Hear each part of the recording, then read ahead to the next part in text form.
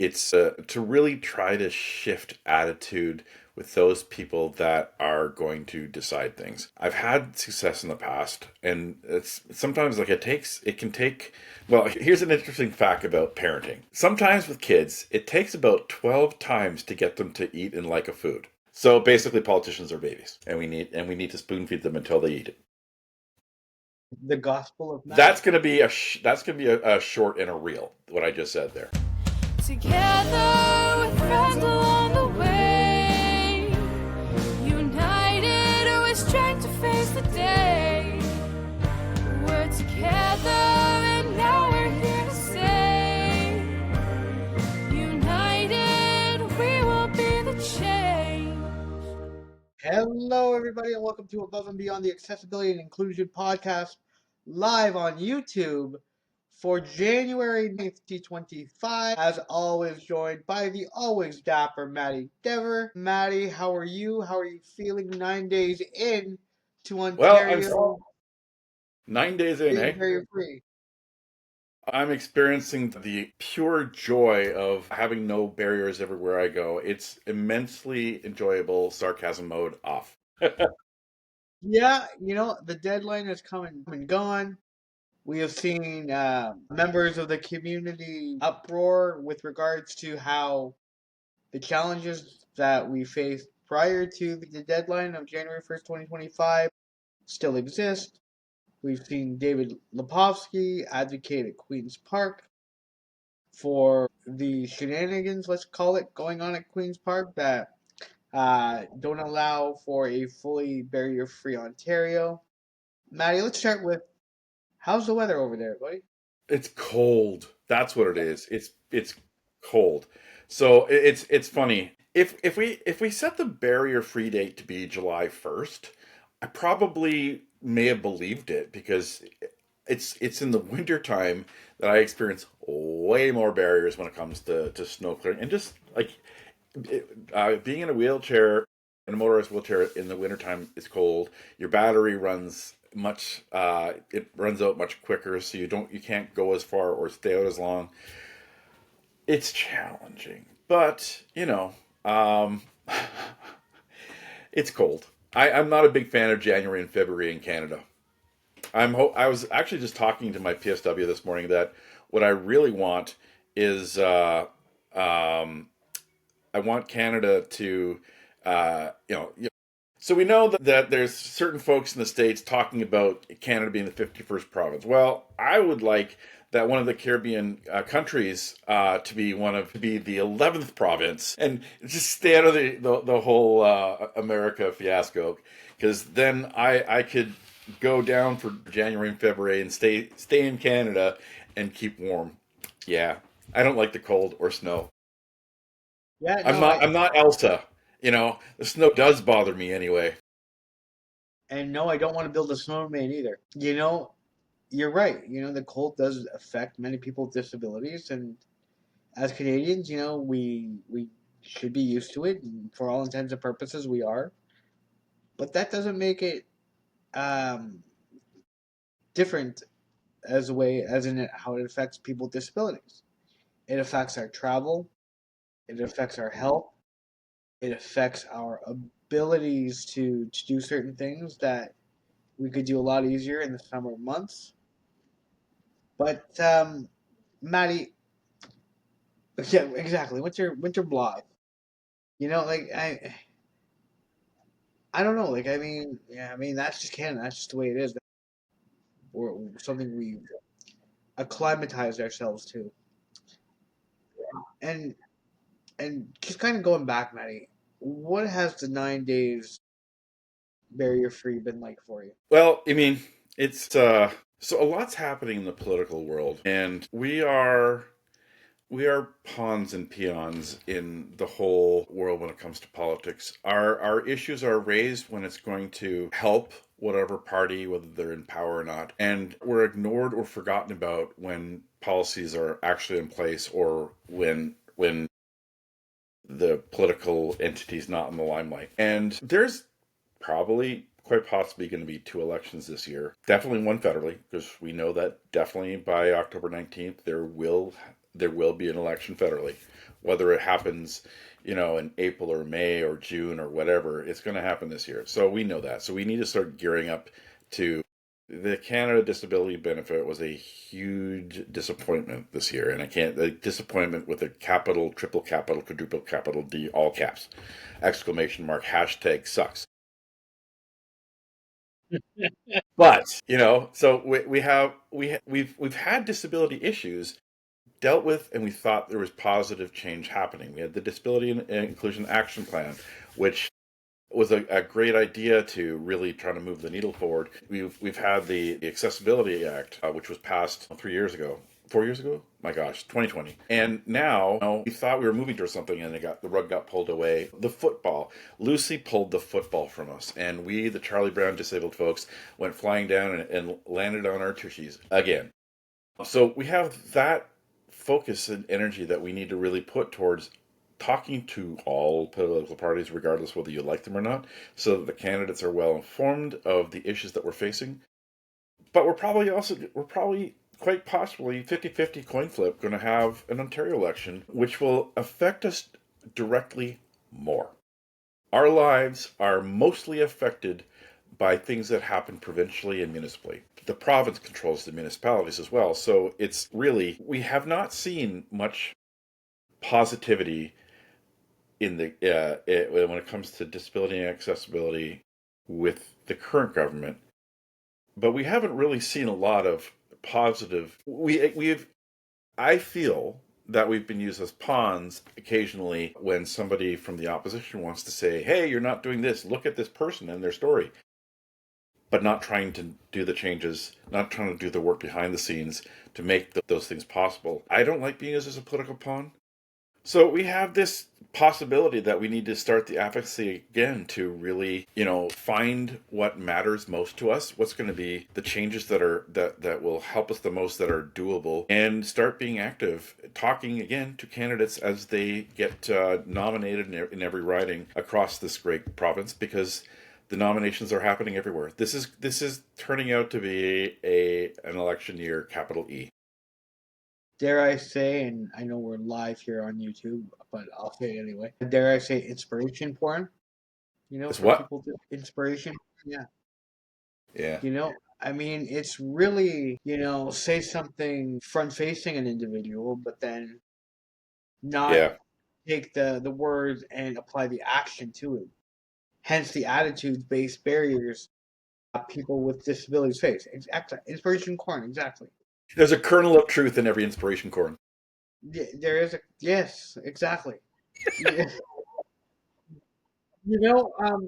Just kind of in saying the inspiration corn, Maddie. Like, and I know as corny as it sounds. Now, how do we get over those humps? And I know it's 5:10, so the your Google Home went off. Let him hear it. Let Maddie I tried to hit mute and I kept hitting the wrong thing. And I'm like, you know what? I don't want to end the live accidentally, because at 5:10, you know what? I think we need to start our lives at 5:11. I meant to put a thing on me to remind me at 5:10 to hit mute. And did I do it? No, but hey, it is what it is. It's part of life as a parent. Yes. My daughter put it up one time just to test the timed thing, a timed broadcast on our Google Home system. But we all laughed so much the first time, thought it was cute, that we've left it on. That was a year ago, and you know what? I'm happy every day. I usually go, "I love you too, kitty." Yeah, because it's my kitty cat, my cat. Okay. My daughter. Anyways, back to the podcast. Back to the podcast. So I guess, Maddie, like, as we talk about the goals for 2025 and beyond, I feel like the advocacy has amplified. I feel like, more media platforms are catching on to the inevitabilities of the lack of transparency for 2025 for people with disabilities. The lack of intention versus obligation, the lack of progression versus regression. You know, I say this time and time again: when there's a win for accessibility and inclusion, there's a win for everybody. Hmm. Okay, so we need government to be involved to actually make changes and create frameworks for accessibility. I mean, the whole idea of the Accessibility for Ontarians with Disability Act, the AODA, which we did a 12-part series on from December to New Year's Day. You can look it up here in the corner. There'll be a card that you can click on after today. It's the idea was to create standards, and these standards would guide businesses into knowing they needed to do to support employees and to support customers who are using those services that have disabilities. And like it's a twofold approach, right? We need government to provide funding to make things to incentivize businesses to do so, but we also really need every business to not just look what's in the standard, look what's in the frame, but what more can we do? What can we do in our business, in our environment, in our community? What barriers are here that we can move? Not all barriers cost money. Some just cost time and effort and prioritizing things. So it's really I think that what we need to do as an advocacy community is push the political folks, who are the have the drawstrings of the purse to you know ODSP, double it, like duh, right? But it's more than that. We need to do the advocacy to the community at large, because there's a role that everyone needs to play, whether you're a business owner, whether you're just a community member and an ally, whether you're a person with disabilities. Like, each of us have a role to play in making Ontario more accessible. And it doesn't require the government to do anything. But if the government does do things, it'll empower us more, all the rest of us, to do the right thing. Right? We've got to, I'll probably say this at least 365 times this year. It's 2025. We're past the time where not being accessible was acceptable, right? So I think we need to do, as a disability community, we need to maybe to do a wider advocacy to the public about making things accessible. And I think that's something that has just been stirring in my head these last 9 days as we're supposedly barrier free. It's more than just the government that we need to do the changes. It's an attitude shift that we need the public to do as well. We need governments to lead by example. Yeah. For example, yeah. Okay. So this part we talked about the disability fiasco at Queen's Park. Well, so here's the thing: most MPPs' offices at Queen's Park are not accessible. They're getting there. But I know Mike Schreiner, his first term, the whole time it was not accessible. And he kept saying, we need it to be, we need it to be. And they made it accessible during the election time back in 2022.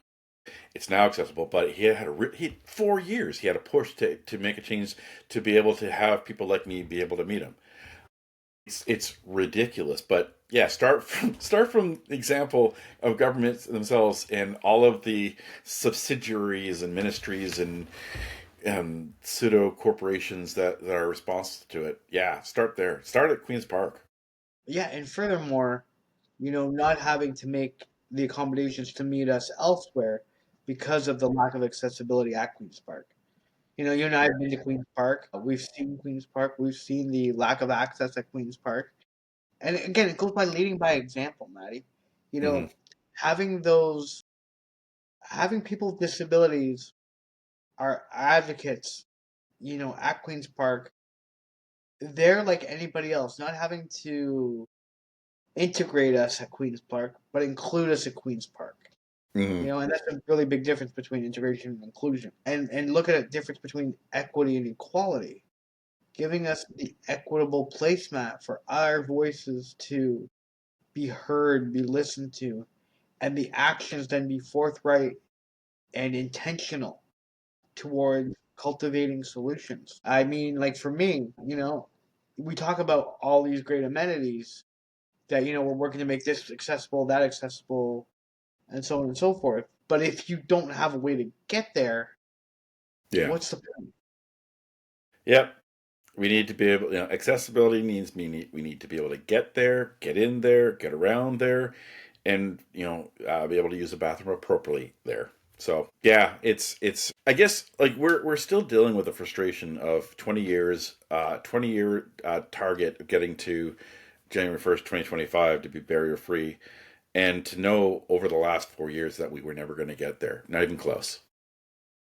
It's we talked about it during the our different AODA days, that what we really need to move forward is the government to say, hey, okay, so we missed a target. You don't have to say we missed a target. Say, okay, so here's the next target, and here's what we're going to do to get there, right?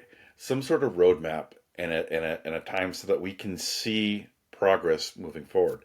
Because the honest truth is, there have been positive changes, but they've been small. There have been things here and there that have improved things a little bit. But in terms of the grand things that we need in order to jump us forward, and especially to incentivize businesses to do some of the basic work, yeah, we really need government to point us forward again. Because right now, all we're doing is looking back. All we can do is look back at what the AODA should have been, and we need to stop the should haves and look at the could be's. Can do, And and will, and yeah, furthermore will do. yeah. Well, we want the will do's. Right now, we know what can be done, but there's no will yet to do it. We need the will. Fair. We Yeah, need the but not the determination. last testament. No. We need the determination. We need people to support us, not do things for us, but do things with us. Yeah, And I feel like where that gets lost in the shuffle, because there's organizations that do things that try to make it accessible, and then they seek validations from the end user, i.e., people with disabilities, to say, how do we do? Seriously? that's what we get, really. Yeah. This is honestly sometimes the way we feel, right? When we're doing our advocacy, but we're not seeing change, right? Blah blah blah, whatever. I know a certain organization that gives me the blah blah blah whatever, but I'm not going to say that here. I So, mean, what's what's on your advocacy timeline right now? right now it's really kind of responding to media requests pertaining to the failures of January 1st, 2025, and where do we go from here? I talked a lot about what you and I talked about, setting another deadline. Whether it be 3 years from now, 5 years from now, and actually finding and having progress reports, having checkpoints along the way, saying, okay, by this date this has got to be completed, and holding people accountable to that. We talk about it. We talked about it in our 12 days of the AODA, Maddie. A lot of A's. You know, Yeah, yeah. there's accountability, there's attitudes, and we have to have the right attitude, a positive attitude, to move forward. hmm we need to have cheerleaders so that we have the pep to keep going and do what we can do.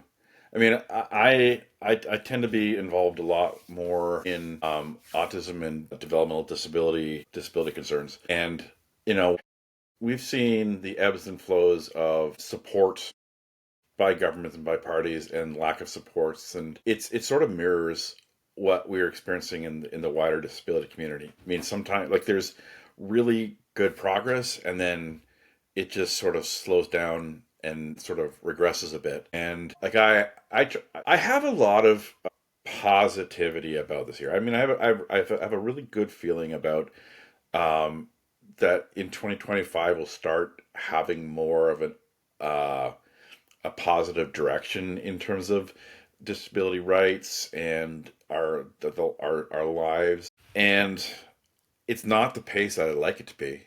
But I feel that, and as I said, I think whether it was last week or during our last day of the 12 days of AODA, I talked about that, the big thing that I want to do this year and focus on is getting in front of politicians of all stripes and sharing stories and data to show how even small changes can be big leaps for us. And It's to really try to shift attitude with those people that are going to decide things. I've had success in the past, and it's sometimes like it can take.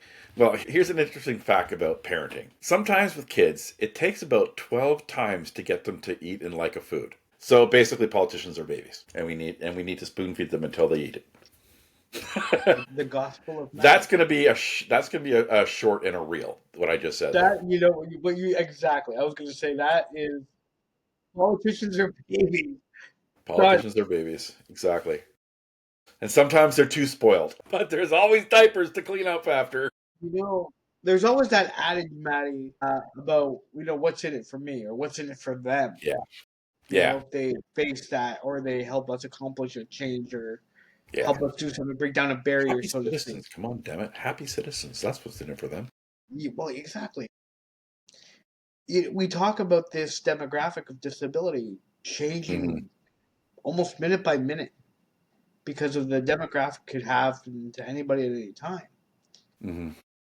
Again, how do we propel and be catalysts for change, whether you identify as a member of the disability community or whether you don't identify as a member of the disability I think it comes down to looking around you and seeing what's one thing that I can either change or focus on to get changed. And we've talked about this a lot last year and well, in the last couple of years.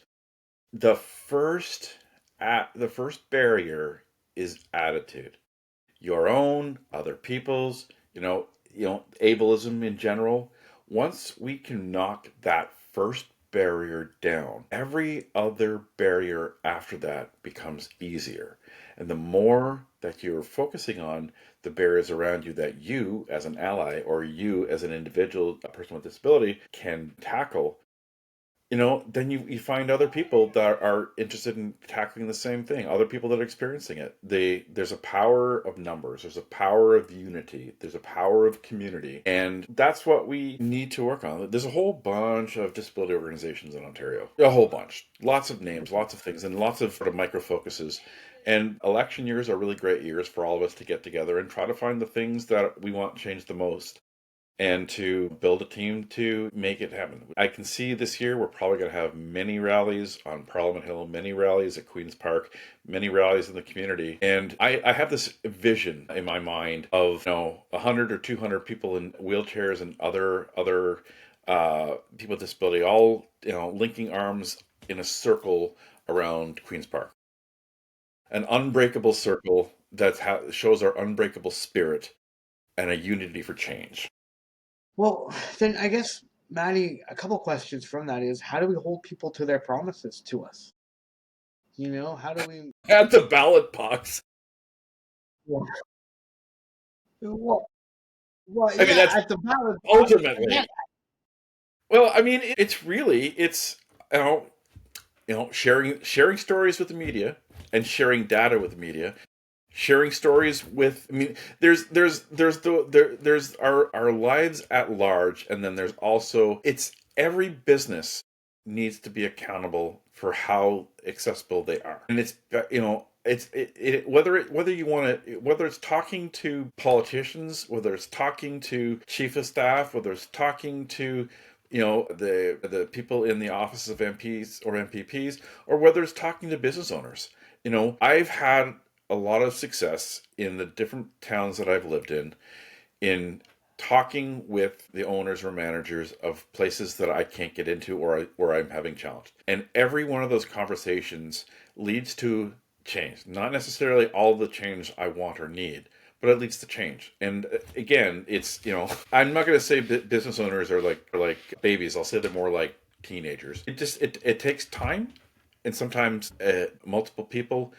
But if we don't share our stories, we're not going to see change. We can't demand things, although we have a right to. Demands can bring media pressure, but stories and data actually can, when you're building a relationship, you're building a rapport, that's how you're going to see change individually. So that's my feeling on this. It'd be great for those of us watching to leave a comment wherever you are right now, whether you're watching us live, which I don't think anybody is right now, but hey, it's just the second week, or if you're listening to us on a podcast or watching us on YouTube later, leave a comment. Tell us what you want to do this year to see things change. How can you see building a world that's more accessible? And And what don't can forget you to like do, us whether and you're a subscribe to the business owner, a podcast. community member, a member of government, to be part of the solution? I think that the importance of allyship is really something that people with disabilities thrive on. And with people with disabilities, we're having to listen to us with our individual needs, and accommodating the way people with disabilities require. We talk about the fact that we talk about the fact that okay, welcome to the wide world of lives. So, as you know, I was just saying, It's Maddie, that sometimes. well, going back to the whole concept of allyship, you were talking about letting individuals, leave a comment, which is phenomenal. Whether you're a business owner, a community member of government, however you identify in this world, whether you were one of the 1.1 billion people worldwide that identify as members of the disabled community, whomever, from whatever life you come from, let us know what you think, because I think it's very important as we build this channel and we build our lives and we build. Hmm. Yeah. This year, I it's mean, all that's about building community so that we can build changes. exactly. Yeah, we need to build community so we can build the change. And we'll remind the allies and potential allies out there that it's not about doing things for us; it's doing things with us. Exactly. If you're at a table and they're talking about something that may affect people with disabilities, bring us to that table. Don't just talk for us. Let us talk with you so that you're doing things with us and not for us, or really to us.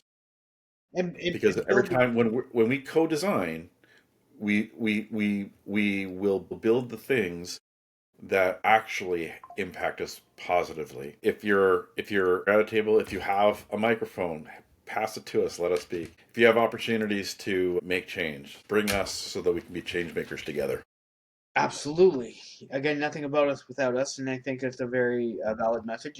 You can watch these lives on our YouTube channels, Above and Beyond Anthony Frisina, Maddy, your channel as well. You can see us at Above Beyond for You on X, at Anthony_Frisina on X. Maddy is at Maddy Dever, AutisticRainbow.com. Our new website, Above Beyond Podcast. This is, Maddy, as always, a phenomenal conversation, and we've got to Hmm. continue the conversation.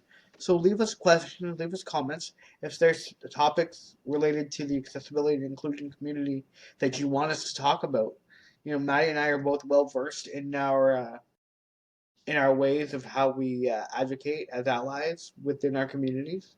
Hmm. So yeah, let's have the conversation together. And thanks so much for listening and joining us. As always, we want to thank Garrett LaJoie, Natanya Dahan, Tyrell Crawford, and Nick Hurst for the music that you've heard as our introduction. And Maddy, this has been great as always, my friend. And one thing you won't get from me is one that is standing. Although we can call this outstanding. All right, this is how we roll. Bye, guys. Bye, guys. Together